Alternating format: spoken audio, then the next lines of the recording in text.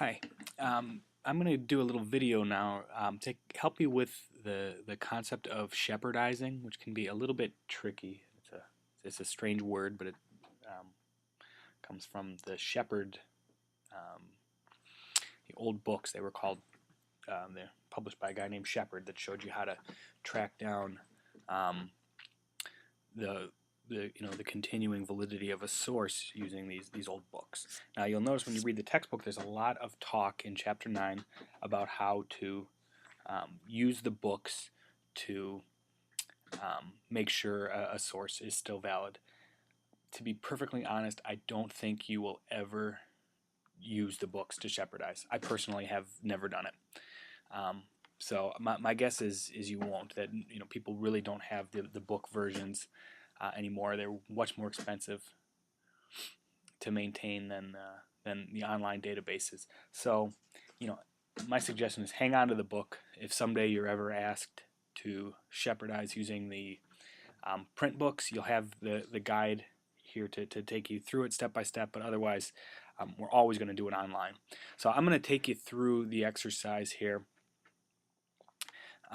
We found a case here, so this is one of my favorites, most appropriately titled cases that's out there. This is Loving versus Virginia. So I'm into this is not the final opinion. This is the one that came out of the Supreme Court of Virginia back in 1966.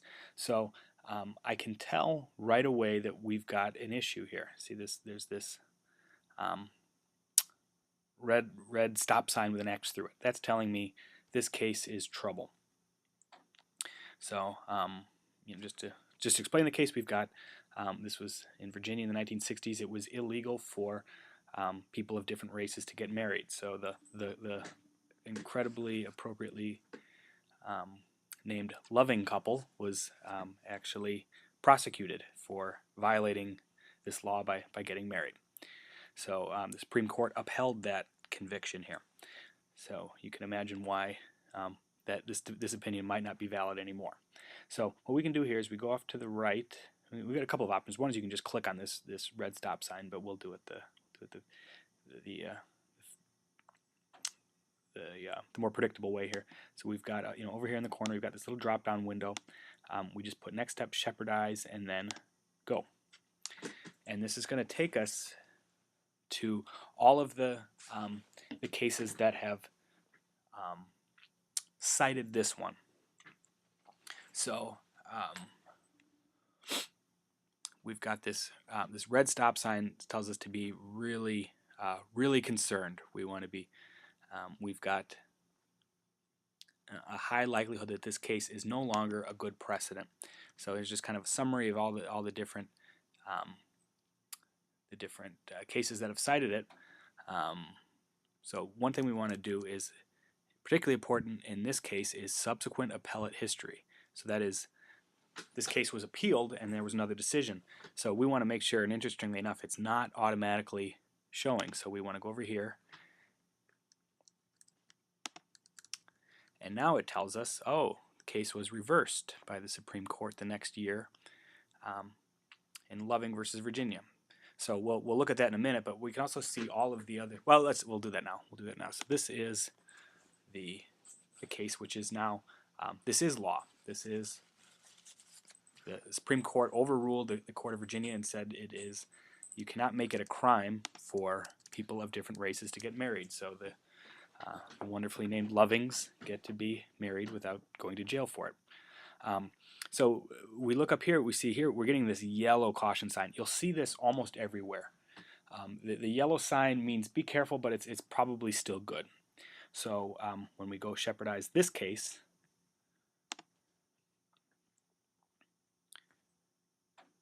go slowly here. So it takes us to the citing references. And now you can see that what we have a lot of here, this is why that yellow sign is, the case has been distinguished. Now, what distinguished means is not that the case has been overruled, but rather that this case, a judge or a court looked at a similar case and said, you know what, our case is different from Loving. So so that's what distinguishing means. Um, Now, one thing we know that this has to be the case was decided by the U.S. Supreme Court. So if it was going to be overruled, it would have to be overruled by the U.S. Supreme Court. And we're seeing here, and we don't want to go through all 1,389 citing decisions, but we just look, scroll down. What we really want to see is if there's something red up here, that's really trouble. But when it's not, we just look down here. We're seeing a lot of cited by, cited by, cited by. That just means the case was discussed. It's certainly not negative. In fact, it's the sign that the case is a significant one. So the more times a case has been cited, that means the more likely it is that you probably want to be factoring it into your analysis. So this is a big one. So we're going to scroll way down. We got lots and lots and lots of citing.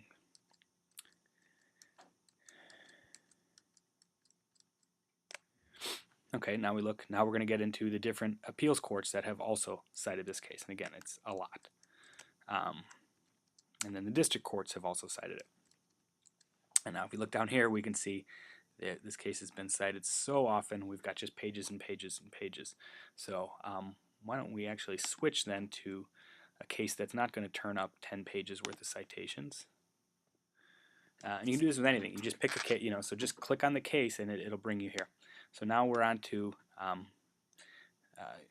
this case, Gill versus Luterno, which I don't really know anything about. But when we shepardize this, as a more recent case, we're going to find not nearly as much, not nearly as many citations, so it's a little bit easier to handle here. So we can look at 2 cases followed it. That's a good sign.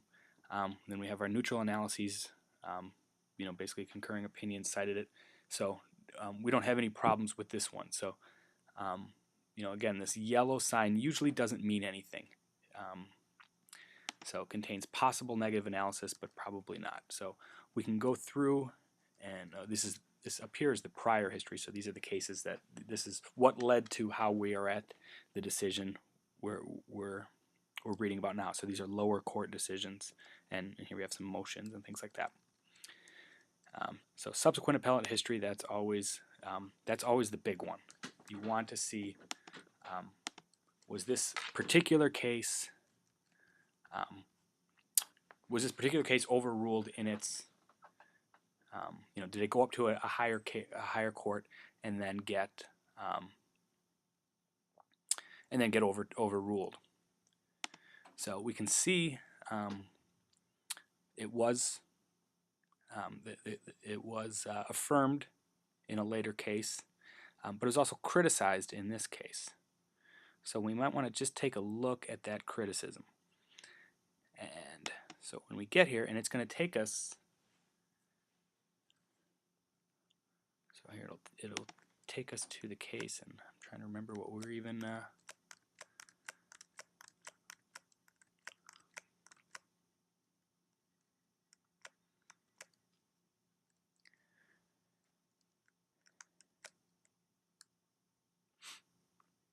sorry, it should take us right to the citation to the case, but it didn't, which means we now have to kind of dig through here and see if we can find where it was discussed. One thing to keep in mind is these, when they are discussed, it often might be a procedural matter of the case, not the full, what they were, the fundamental question that the court was asked to decide, but rather, rules of evidence or appellate procedure, things like that could be an issue. So just because a case is dealt with negatively doesn't mean they're actually talking about the merits of the case. So I'm reading through what was. Let's find a better one. This is going to take us too long to dig through. Let's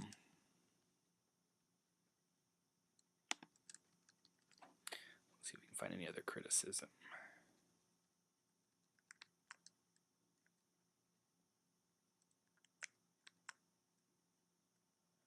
And here we go. So we go way down to the bottom. We can get some secondary sources that address the case too. Well, here we'll show what it looks like when a case is followed by. So here, right here, so this is how it should be. When the case is discussed, it should, when you click on it, it should take you to this red, it should highlight the case, and then it's going to say that, okay, here's our dealing, here's where the court cited this case, and then we can see what the later court had to say about it. So in this case, it was, the citation was, we're supporting the same idea from the previous case. But there might be criticism here, or the court might say, we decline to follow this precedent, or we don't want to extend the rule any further than it was in that case.